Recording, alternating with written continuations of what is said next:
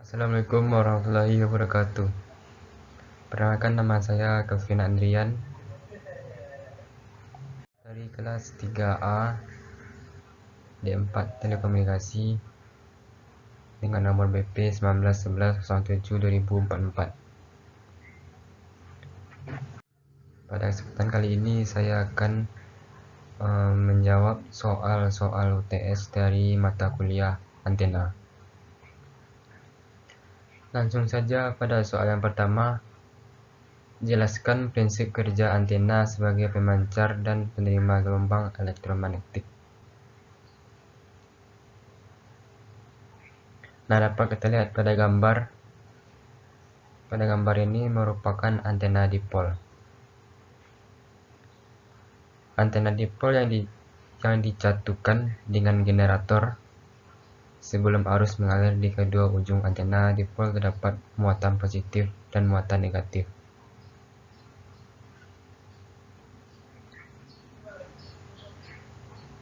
Ketika generator dinyalakan, arus akan mengalir. Arus yang mengalir sepanjang muatan positif dan negatif akan membentuk garis medan elektromagnetik atau garis listrik dari arah muatan positif ke arah muatan negatif. Muatan positif dan muatan negatif akan bergerak menuju ujung-ujung antena dipol. Setiap gerakan bolak-balik dari muatan positif dan negatif akan melepaskan garis medan dari antena dipol. Garis medan yang dapat kita lihat pada yang warna biru ini. Garis medan inilah yang merupakan radiasi dari antena yang berupa gelombang elektromagnetik.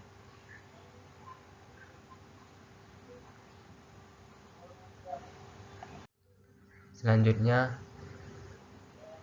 soal nomor 2, jelaskan pengertian pola radiasi antena, macam-macam pola radiasi.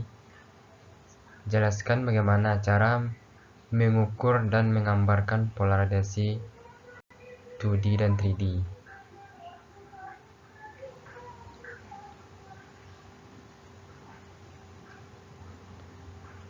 Pola radiasi adalah gambaran kekuatan pancaran pada antena pemancar atau kekuatan penerima pada antena penerima sinyal suatu antena yang ditampilkan dalam fungsi sudut.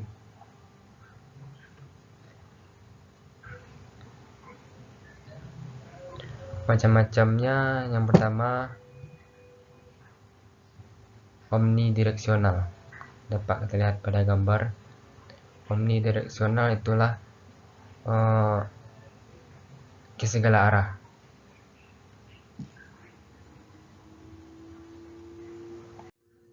Selanjutnya unidireksional atau pancarannya satu arah. Dan yang ketiga bidireksional, pancarannya segala arah tapi cuman itu vertikal atau horizontal.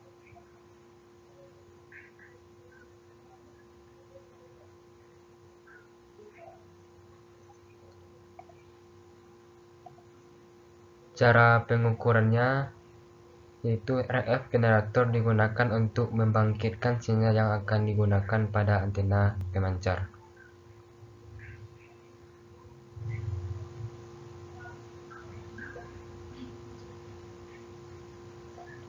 Antena training sistem sebagai antena rotasi sudut polarisasi antena atau antena spektrum analyzer untuk melihat daya yang diterima pada antena penerima.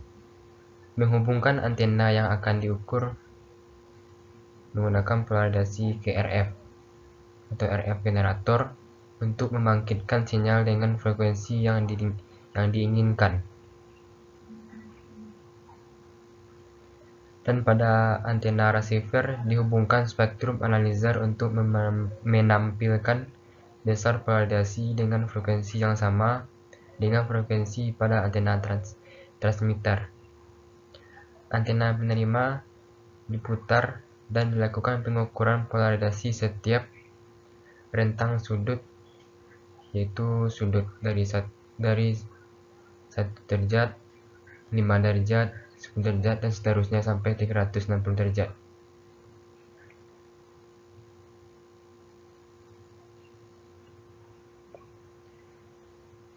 Selanjutnya, cara menggambar pola radiasi. Untuk pengukurannya dilakukan dengan mencari range dengan rumus daya maksimum dikurang dengan daya minimum dibagi range yang diinginkan, misalnya 50. Selanjutnya, sudut yang mencari nilai X dikurang daya minimum per range.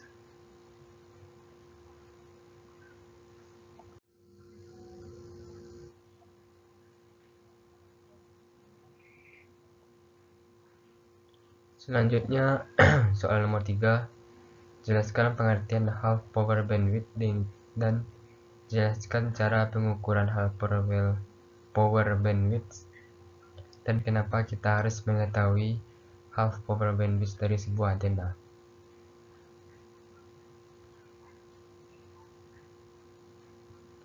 Bandwidth atau half power bandwidth atau disingkat dengan HPBW, yaitu lebar sudut pada setengah daya maksimum yang dapat dipancarkan atau diterima antena.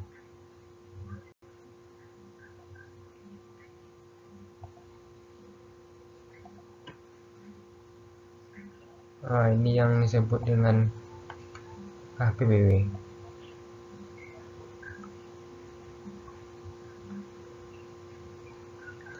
Daya maksimum. Nah, selanjutnya untuk menentukannya, daya maksimum dikurangi dengan min 3 dB. Selanjutnya, menarik garis lurus dari pusat main loop. Sebenarnya ditarik ke tengah. Nah,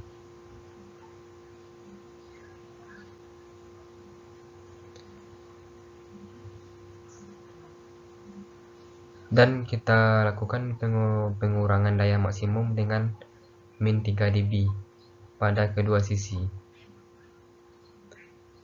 Hasil yang didapat membentuk sudut ini yang disebut dengan HPBW. Nah, membentuk sudut.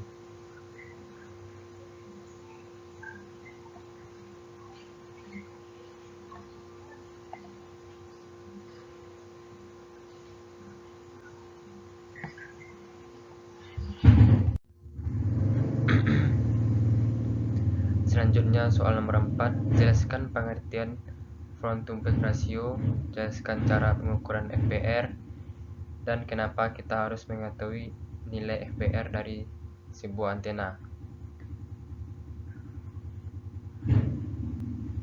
Front to back ratio adalah perbandingan kuat pancaran pada arah depan dan arah belakang antena. Pada antena dengan polarisasi dua arah atau antena dipol, di mana kekuatan pancaran dan penerima arah depan dan arah belakang sama, maka FPR antena tersebut sama dengan 1.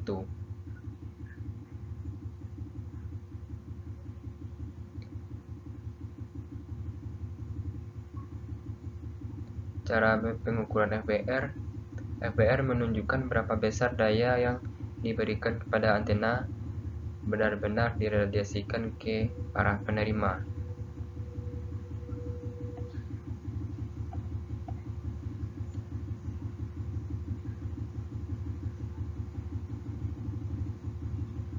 Yang lingkar ini adalah pancaran dari antena dipol, pancaran untuk ke si penerima. Dan belakang ini adalah pancaran dari belakang dari antena dipol.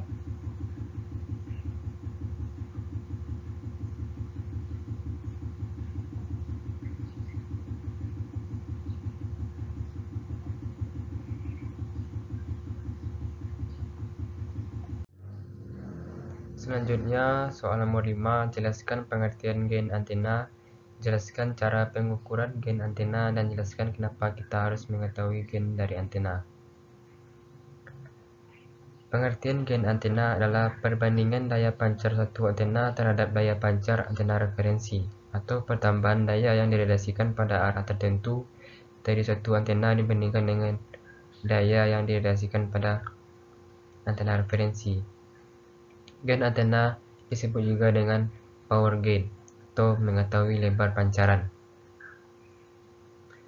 Cara menentukan gain antena menggunakan antena dipol dengan mengukur daya pada main lobe dan membandingkan daya pada antena referensi, yaitu dengan cara P maksimal atau antena yang diukur per P maksimal antena acuan dikali dengan gain antena acuan.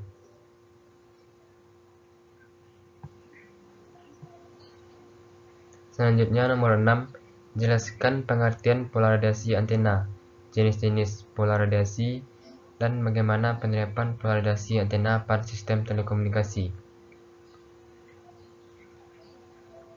Pengertian polarisasi antena merupakan polarisasi gelombang yang diradiasikan oleh antena pada arah yang diberikan. Sebagaimana yang dijelaskan pada bagian pertama, gelombang elektromagnetik merambat berupa dua arah medan, yaitu medan listrik dan medan magnet. Untuk pengamatan polarisasi mengambil patokan arah medan listrik dari sinyal. Jenis-jenis polarisasi. Yang pertama, polarisasi linear. Dapat kita lihat pada gambar.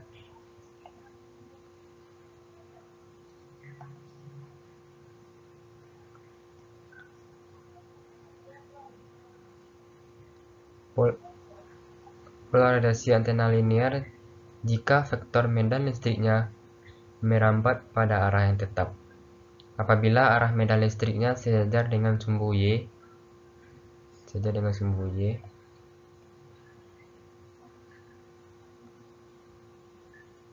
maka disebut dengan polarisasi vertikal. Sedangkan apabila arah medan listriknya sejajar dengan sumbu X, maka disebut dengan polarisasi horizontal. Dapat terlihat pada gambar.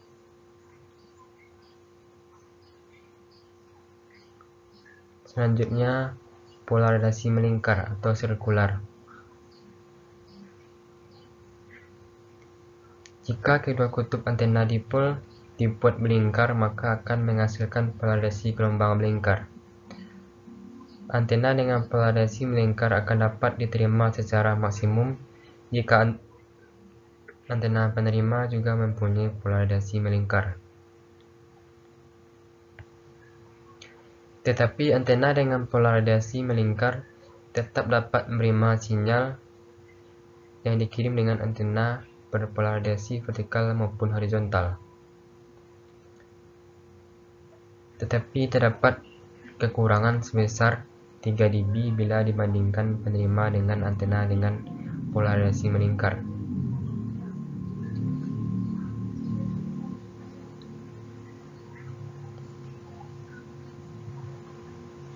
Contoh dari antena dengan polarisasi melingkar adalah antena spiral atau antena helix.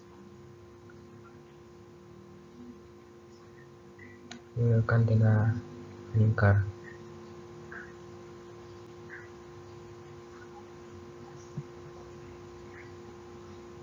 Selanjutnya, polarisasi eliptikal.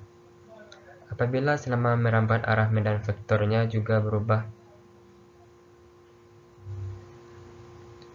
Apabila selama merambat arah medan vektornya berubah dan magnitudonya juga berubah sehingga membentuk lintasan seperti elips, maka disebut dengan polarisasi eliptikal.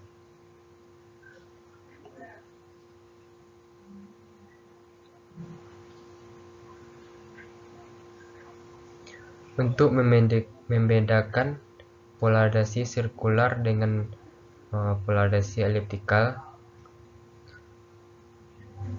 Perbandingan magnitud pada sumbu X dan sumbu Y yang disebut dengan axial ratio atau AR. Untuk antena melingkar, perbandingan axial rasionya sama dengan 1.